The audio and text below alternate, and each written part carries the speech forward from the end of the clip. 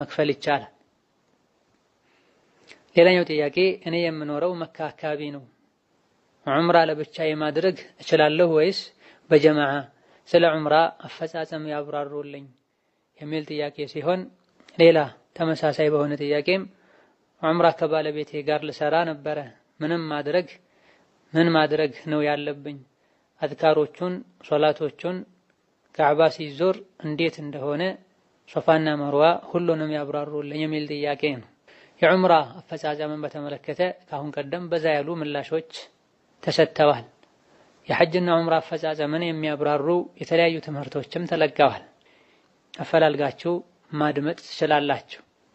ሆኖም በጥቅሉ መካ ያለች ሴት ልጅ ለብቻዋም ይሁን ከጓደኞቿ ጋር ወደ ካዕባ በመሄድ ዑምራ ማድረግ ትችላለች። አብሯት ሰው መኖር የግድ አይደለም። ቢኖር ይመከራል፣ ይመረጣል እንጂ። አፈጻጸሙን በተመለከተ የመካ ሰዎች ሐጅ ከሆነ ከቤታቸው ሐረመው መውጣት ይችላሉ። ዑምራ ከሆነ ግን ከሐረም ወጣ በማለት መስጂድ አይሻ ወይም ተንዒም ወይም ሌላ ከሐረም ውጭ የሆኑ አካባቢዎች ላይ ሄዶ ኢሕራም አድርጎ ወደ ካዕባ መሄድ ነው።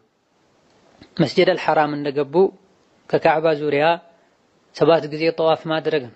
ከሐጀር አልአስወድ እየጀመሩ ከሐጀር አልአስወድ ተነስቶ ካዕባን በግራ አድርጎ ሰዎች በሚዞሩበት መልኩ እየዞሩ 7 ዙር ካጠናቀቁ በኋላ ከመቃም ኢብራሂም በስተጀርባ ወይም የመስጂዱ የተኛውም ስፍራ ላይ ረክዓቴን ይሰገዳል።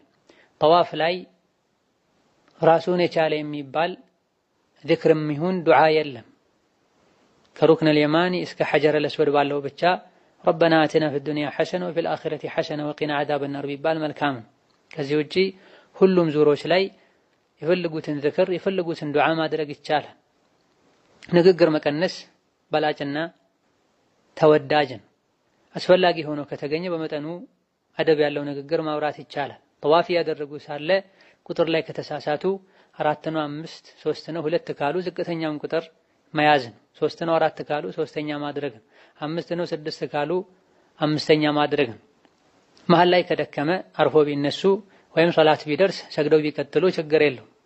ካቆሙበት ከመሃልም መቀጠል ይቻላል።